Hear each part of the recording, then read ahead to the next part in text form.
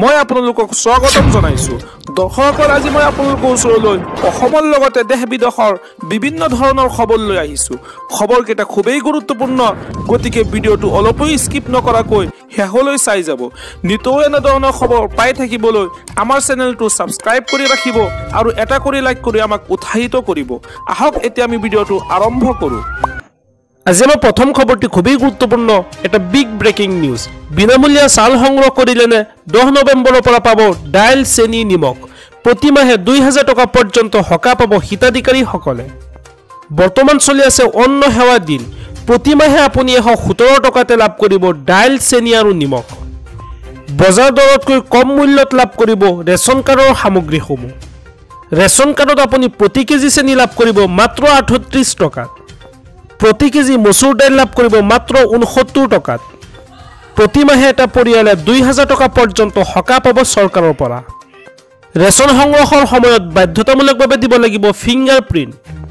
ৰেচনৰ সামগ্ৰী ল'ব যাওঁতে খেলি মেলি পালে ৰেচনৰ দোকানীৰ বিৰুদ্ধে 1800-345-3611 নম্বৰত দিয়ক অভিযোগ।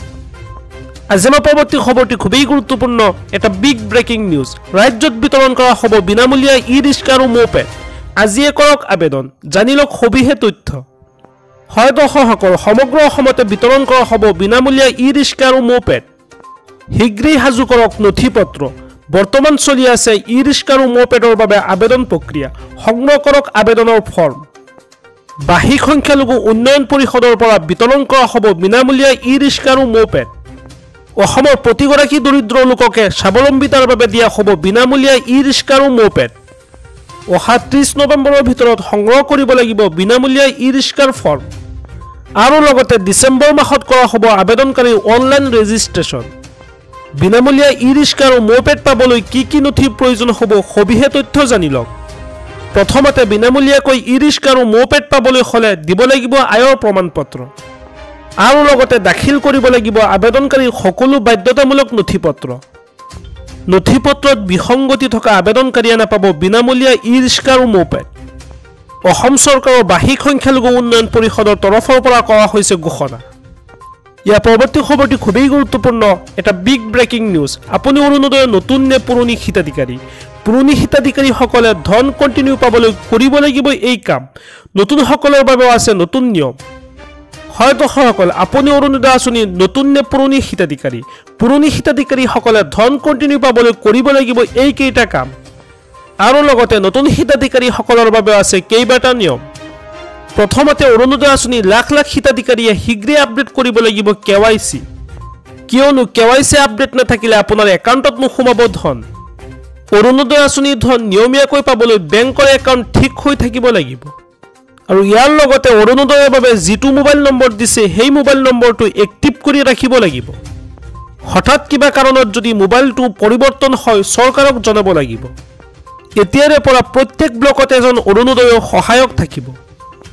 যদি কোনো মাহত টকা জমা নহয় ব্লকৰ অফিচত গৈ আপোনালোকে অভিযোগ দিব পাৰিব। তৃতীয়তে অৰুণোদয়ৰ ধন নাপালে অভিযোগ দিবৰ বাবে চৰকাৰে মুকলি কৰিব ফোন নম্বৰ। আৰু সেই বিশেষ ফোন নম্বৰটো হৈছে 1800-202-6256। এই ফোন নম্বৰত ফোন কৰি বা মেছেজ কৰি দিব পাৰিব অৰুণোদয়ৰ বিষয়ে সকলো ধৰণৰ অভিযোগ। অৰুণোদয়ৰ ধন নোপোৱা মহিলাসকলৰ বাবে চৰকাৰে মুকলি কৰিছে হেল্প ডেস্ক আৰু ফোন নম্বৰ। পুৱা 10 বজাৰ পৰা 6 বজালৈ ফোন কৰিব পাৰিব এই নম্বৰত। ৰাজ্যৰ বিত্ত বিভাগে মুকলি কৰিছে এই হেল্পলাইন নম্বৰ। আজি এইদৰে মুখ্যমন্ত্ৰী ডক্টৰ হিমন্ত বিশ্ব শৰ্মা ডাঙৰ ঘোষণা কৰিছে। কেজি অহা 10 তাৰিখৰ পৰা আমি সৰ্বমুঠ 117 টকাত ৰাইজৰ বাবে আগবঢ়াই দিম।